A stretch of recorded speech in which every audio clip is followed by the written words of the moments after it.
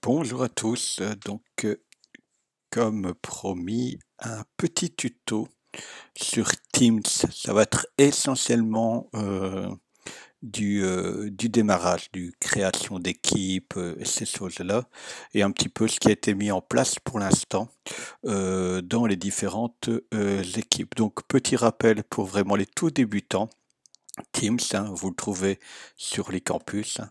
Vous vous connectez, c'est mon identifiant, hop. Donc ici dans Office 365, donc ici ou là, vous allez retrouver plein d'outils. Vous voyez des agendas, contacts, tâches, etc. Vous descendez OneDrive. Pour ceux qui veulent, il y a moyen d'avoir un petit endroit où stocker. On bénéficie de 5 Tera, c'est toujours utile. Et puis vous avez Teams. Vous cliquez dessus et alors en fonction, normalement c'est pas obligatoire. Moi sur mon Mac, vous voyez, il a été chercher une application du coup Teams et vous arrivez là-dessus. Vous voyez, moi il y a déjà différentes classes de créer pour les élèves et puis j'ai les petits groupes de gestionnaires là, d'informations qu'on doit récolter sur les travaux qui sont donnés aux élèves. Alors, la première chose, quand vous cliquez sur équipe, vous arrivez ici, hein. Moi, ça, rien n'a changé pour le coup, et vous avez rejoindre ou créer une équipe. Vous cliquez dessus. Et puis, vous tombez ici. Ça, ce sont des groupes qui sont ouverts à tous. Nous, ce ne sera pas le cas, mais vous avez surtout, donc ouvert à tous, vous pouvez le rejoindre, demander à les rejoindre. Il y a certains, vous voyez, il y a un code à donner. Nous, ça va être plus simple que ça. Les groupes qu'on va créer vont demander d'inviter nous-mêmes les participants à ce groupe. Donc, créer une équipe. Alors, vous avez différentes choses. Vous avez les classes et vous avez le personnel. Les classes, ça va être des classes pour les élèves. Donc là, généralement, vous allez avoir des zones devoirs, etc. Fichiers, toutes ces choses-là. Sur la zone personnelle, là, c'est vachement plus finalement restreint puisque vous n'avez pas toute la zone devoir, vous avez un mur de discussion et vous avez la possibilité de mettre des fichiers. Je reviendrai sur les deux. D'abord, la classe. Donc, il est conseillé de créer, moi j'ai créé une classe, donc une équipe classe par groupe, c'est-à-dire que j'ai créé une équipe classe pour mes 4P, une équipe classe pour mes 4 TQ, les deux classes, mais ce seront les mêmes travaux, donc il n'y a pas de souci avec ça, et une classe 3TT pour mes élèves de 3TT. On clique dessus, vous voyez, il y a le nom à noter. Alors, chez nous, on a une tendance à mettre USPP, tournée, maths, Canfin et la classe, par exemple. Moi, ici, je vais juste l'appeler test Canfin. On peut mettre une description, c'est facultatif, moi je n'en ai pas mis. Et puis il suffit simplement de cliquer sur suivant. Vous voyez, création d'équipe en cours. Ne vous inquiétez pas, ça peut ramer un petit peu. À mon avis, la plateforme commence à être saturée tout doucement.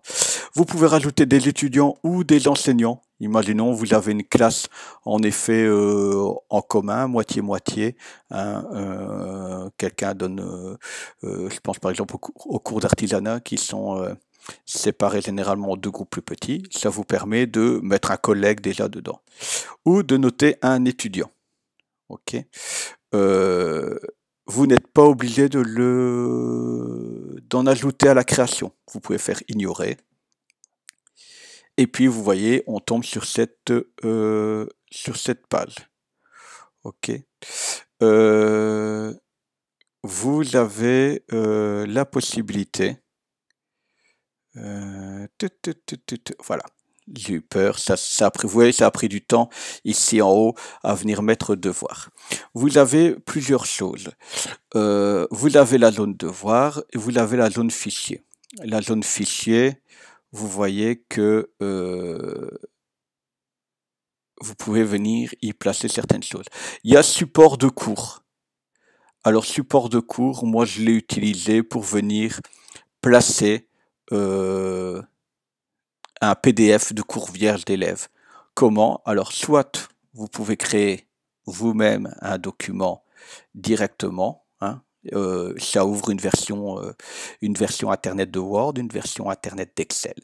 Ou charger, moi j'ai fait charger puisque j'avais déjà quelque chose, hein. Je vais prendre par exemple, vous voyez, hein, je suis totalement dans mon explorateur, document, école, cours, maths, nouveau cours.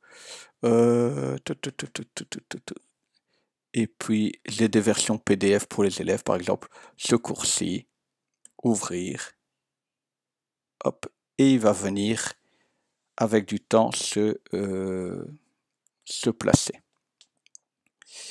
De temps en temps, ça prend du temps en chargement. Ce qui peut être fait, c'est recliquer sur Général ou sur Publication, etc. pour changer de page, et puis revenir, et voilà. Vous voyez, ça a pris un peu de temps. Donc de temps en temps, ça c'est une manip qu'il ne faut pas hésiter à faire pour des mises à jour, etc. De re-switcher sur une autre option. Chargement d'un élément, c'est même toujours en cours, je vois. Voilà, c'est fait. Imaginons, bien entendu, moi j'ai enregistré ce nom, cours 4TQ PDF dans mon ordinateur. Il n'y a pas de souci, on peut, en cliquant sur les petits pointillés qui se trouvent ici, vous voyez, renommer en cours vierge, par exemple. Et puis, il n'y a pas de souci, hop, ça se fait tout seul, directement. L'avantage, c'est que les élèves, hein, vous voyez, que si vous cliquez dessus, encore une fois, on voit que ça travaille. Hein, ce n'est pas non plus... voilà. Et puis, les élèves ont accès à cette version-là. Je peux revenir en arrière à chaque fois. Là, j'ai mis le support de cours. Rien ne vous empêche de créer un nouveau document. Tuc, nouveau, vous voyez, nouveau dossier. Moi, par exemple, ici, je suis en train de travailler sur des vidéos de soutien, mais j'ai refait un dossier vidéo. Comme ça, si des élèves qui veulent récupérer plus tard dans l'année, hein, je suis en train de penser à la suite, parce qu'une fois que c'est mis en place, pourquoi ne pas continuer à l'utiliser, à remettre des autres supports, ça peut être des photos, des vidéos, etc., et à créer des dossiers comme ça, si vous l'avez envie. Si vous cliquez, donc je reviens sur publication, pour l'instant, vous avez ceci. Si vous cliquez sur charger les supports de cours, vous allez retomber dans fichier. Il vous y emmène directement. Vous avez la possibilité donc de créer des devoirs. Là, encore une fois, hein, juste un petit temps de chargement. Oups, nous avons rencontré un problème. Ça arrive régulièrement. Un petit retour en arrière. On vient revoir. Voilà. Vous voyez, créer. Créer. Affectation, questionnaire, à partir d'un devoir existant. À partir d'un devoir existant, ça va permettre d'aller rechercher, par exemple, si vous avez plusieurs classes qui ont le même devoir, ça vous permet d'aller rechercher dans une autre classe un devoir que vous auriez créé sans devoir tout retaper, etc. Questionnaire, la bonne question. Je l'ai pas encore utilisé. Moi, j'ai utilisé affectation parce que j'avais les documents sur mon ordinateur. Donc, en cliquant sur affectation, encore une fois, ça rebug.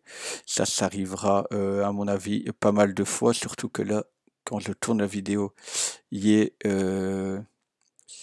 il est 10h30, donc à mon avis, il y a pas mal de gens. Donc je retente, affectation, voilà.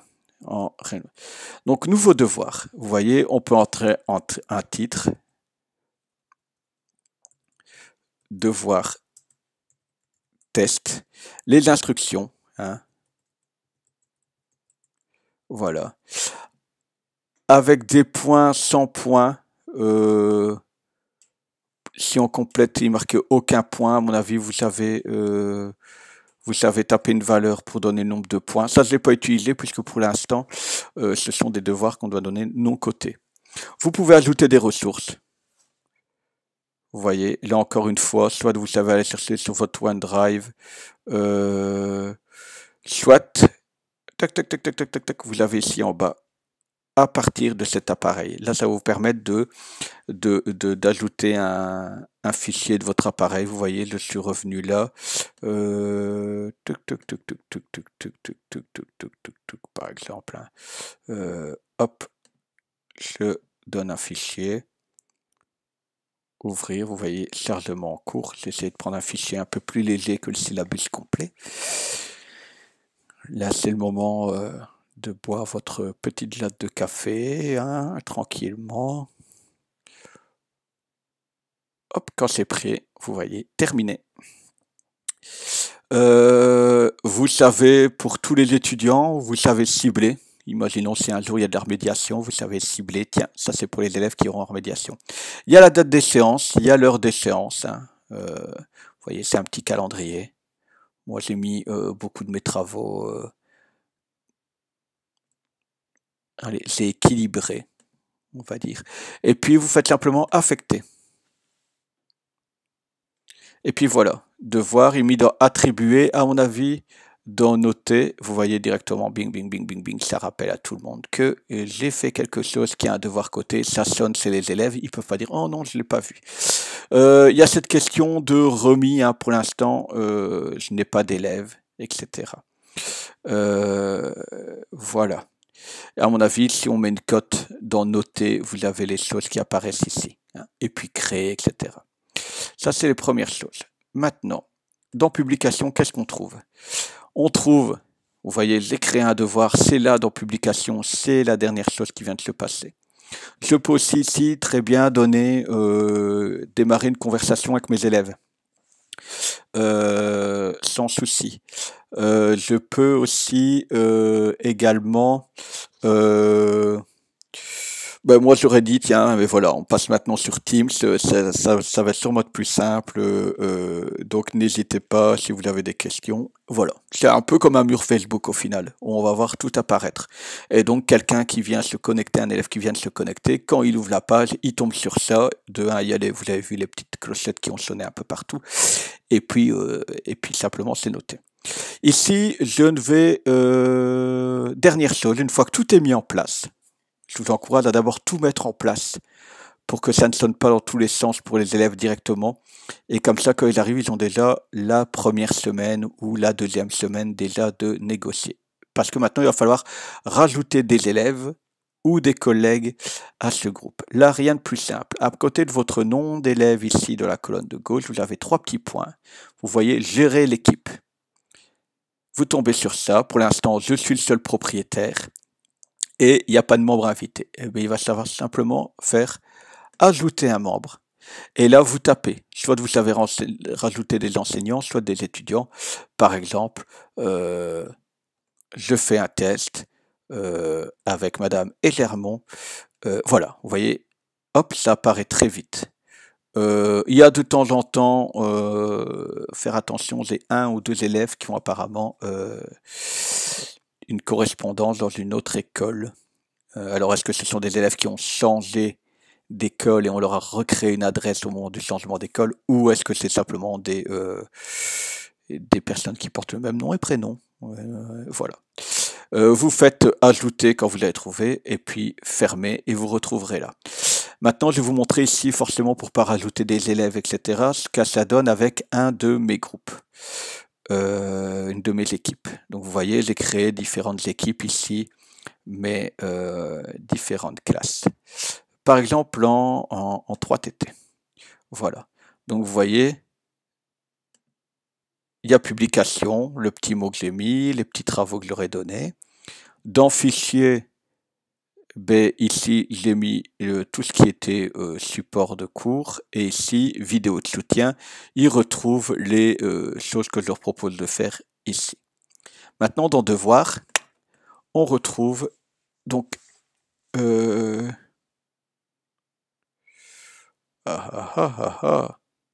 bizarre. Un souci en direct parce que vidéo de soutien, elles sont là.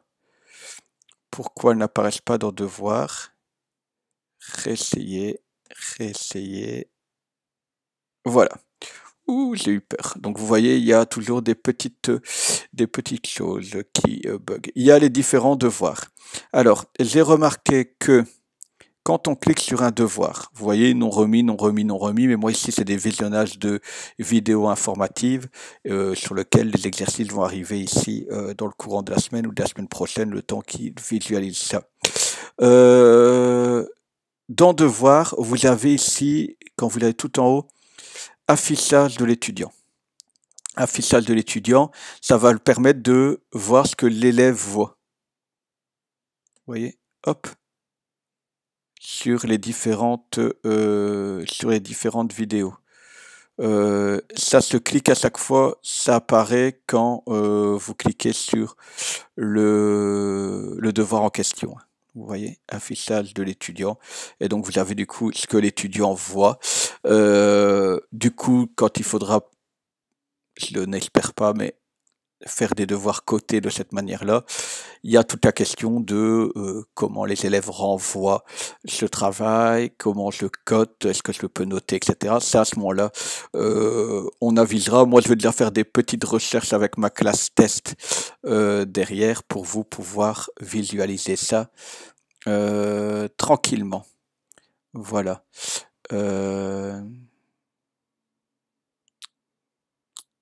Pour la première chose. Maintenant, ce que je voulais vous montrer, donc, en dehors de ça, c'est ici la gestion des élèves. Hein, donc, je vous rappelle les 3 petits points. Gérer l'équipe. Parce qu'il y a quelques petites informations. Donc, vous voyez, propriétaire, il n'y a que moi, et membres invités, il y en a 11. C'est les 11 élèves. Je peux changer le rôle ici. Attention, si vous devenez mettre à propriétaire, forcément, on pourra inviter des gens, on pourra inviter des membres, il pourra inviter des membres. Donc c'est peut-être intéressant, on y reviendra euh, sur les équipes profs. Parce que là, à ce moment-là, si vous ne connaissez pas tous les profs, hop, vous mettez un collègue propriétaire aussi, comme ça il peut rajouter. Petite chose intéressante aussi, ici, vous savez, communiquer avec les élèves. Moi, par exemple, ces fameux élèves qui avaient plusieurs fois le même nom, ben, j'ai envoyé là un petit message, clac, clac, clac. Est-ce que tu es bien l'élève de 4TQ car il y a 2 personnes avec le même nom? J'ai renvoyé et puis la personne m'a répondu. Ça m'a permis de supprimer à tout moment. On clique ici sur la petite croix, supprimer Jules Clément, par exemple, du groupe en entier. Voilà. Ça se fait. Dès le moment où vous avez entamé une conversation avec un élève, avec quelqu'un, ça se retrouve en conversation. Vous voyez ici, clac, dès le moment. Et ça sur un petit peu tous les sujets. Vous retrouverez facilement les gens. Je pense que j'ai tout dit sur ça. Dans devoir, vous retrouvez tous les devoirs potentiels qui ont été créés hein, directement en un clic. Calendrier, ça pourra gérer. Ben voilà, moi j'ai déjà mon calendrier qui s'est remis sur le sujet. Est-ce que pour le coup, non, c'est un calendrier qui ne prend pas le week-end. Qui prend pas le week-end. Donc voilà, ou semaine de travail où vous pouvez demander, ouais, ici à droite, hein, semaine. Voilà, et donc pourquoi je voulais voir ça? Non, j'avais demandé des remises de travaux, mais je vois, il y a sûrement moyen à un moment donné aussi de remettre des remises de travaux dedans, mais voilà. Tout ce qu'on peut dire. Maintenant, si je veux créer une équipe professeur, hein, ici de gestion, créer ou rejoindre une équipe, ben simplement, créer une équipe, mais cette fois-ci, on va faire du personnel. Personnel, donc vous voyez, on retombe sur la même chose. Vous avez ici, donc, test enseignant, comme ça, moi, je m'y retrouve. Si vous voulez une confidentialité, on peut la modifier. Moi, je garde une confidentialité où moi je suis dépositaire de l'invitation des gens et ça me permet, comme je l'ai montré tout à l'heure, éventuellement de remodifier. On clique sur suivant, création de l'équipe en cours. Même chose, est-ce que vous voulez rajouter des contacts? Vous voyez qu'ici on n'a que contact enseignant, il n'y a pas élève, puisque c'est l'objectif. Et vous voyez, on revient. Là, c'est clairement plus light, puisque vous avez juste ce mur de discussion et vous avez ce potentiel fichier. Alors, comme pour les élèves, vous voulez charger un fichier, fichier, charger, etc. Et on est reparti. Avec suite à la création de Thomas, on a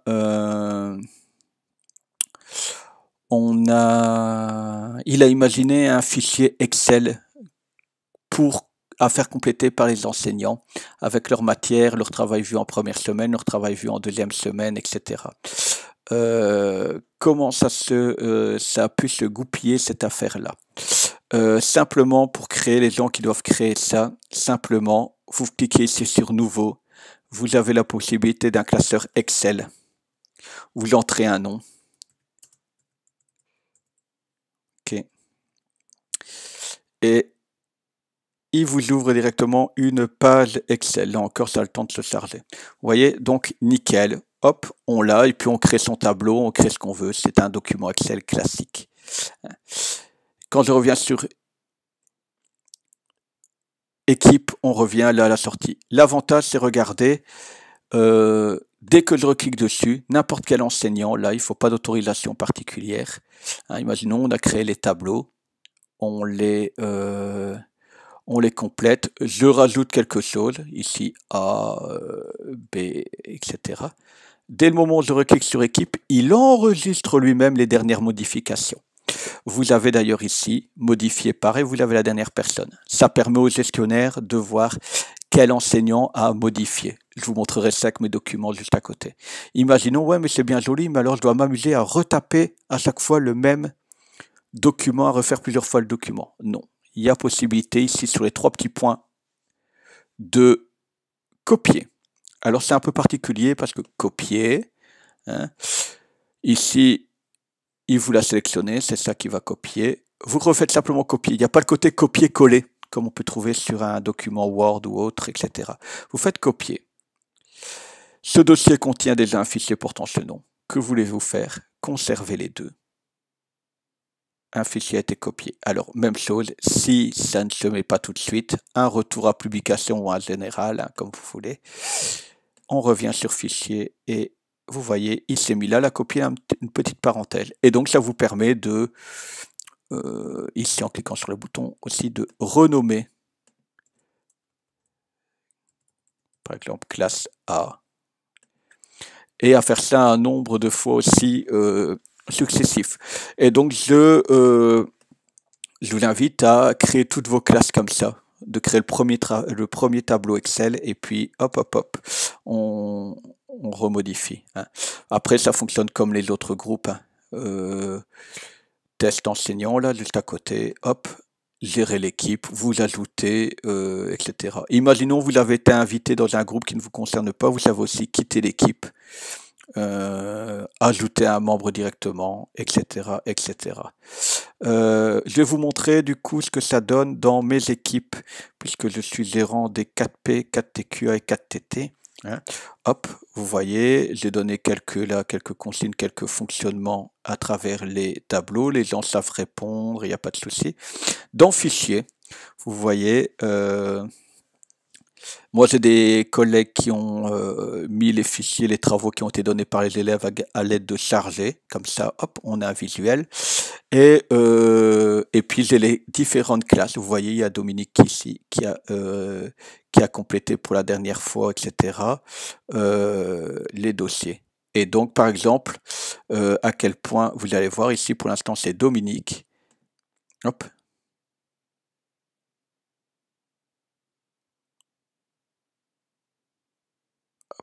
Ça, c'est un petit truc aussi pour les gens qui... donc, par exemple, je mets A. et je l'efface. Pour l'ordinateur, il y a eu un changement. J'ai essayé de taper quelque chose, il y a eu un changement. Clac, et vous voyez que c'est devenu Alexis Canfin. Du coup, euh, en, en- en- pour dire que c'est la dernière. Ça permet, vous, de savoir quel est le dernier prof à avoir répondu, à avoir modifié des choses et à avoir l'avancement des choses sans forcément tout le temps ouvrir les documents. Maintenant, ce qui se peut arriver, moi j'ai eu ça avec les travaux de Nicole qui ont été postés ce matin. Elle a du coup, ils étaient venus se replacer au-dessus là du paquet, donc peut-être empêcher les choses de se voir. Alors, soit vous faites, vous amusez, collègue gestionnaire, dans une case, à faire comme c'est fait, une lettre effacée, puis ça va permettre de remonter. Soit, il me semble que euh, si je fais déplacer, c'est un test. Hein. Non. Euh, Est-ce qu'il y a possibilité de... Non. Donc, pour l'instant, ça sera une des petites choses à faire. Ah, quoique, non. Voilà, c'est le souci de savoir remonter ou descendre le travail qu'on veut descendre ou remonter pour voir les dernières modifications. Voilà. Sinon, il faut chercher un petit peu où se trouvent les fichiers. Et dès le moment où ils ont été modifiés, hop, ça remonte. Euh, du plus ancien au plus récent. Voilà. Il y a plein de petites options ici. On sait faire par ordre alphabétique, etc. Et c'est vrai que, mais dès le moment où il y a quatrième, on sait remettre par ordre alphabétique. Enfin, il y a il y a plein de choses qui sont possibles en gestion. Je vais vous laisser ça un petit peu chercher. Euh, je pense. Je pense que tout est dit. Voilà, juste le petit euh, look du tableau Excel comme Thomas l'a proposé. Nom du professeur, matière, travail semaine 1 plus durée estimée. Travail semaine 2 plus durée estimée, etc. Plus durée estimée. C'est des choses qui vont être demandées par Capeno, donc on le met comme ça pour l'instant. On espère que ça ne changera pas trop. Mais en tout cas, voilà tout ce qu'on peut dire. Euh, Par exemple, non, non, ça je vais pas vous le donner pour l'instant. C'est vraiment ça, juste un tuto de démarrage. J'espère qu'il vous aura été utile. Euh, donc voilà, une bonne journée, bon courage à tous et vous travaillez comme des fous, même le dimanche, c'est beau.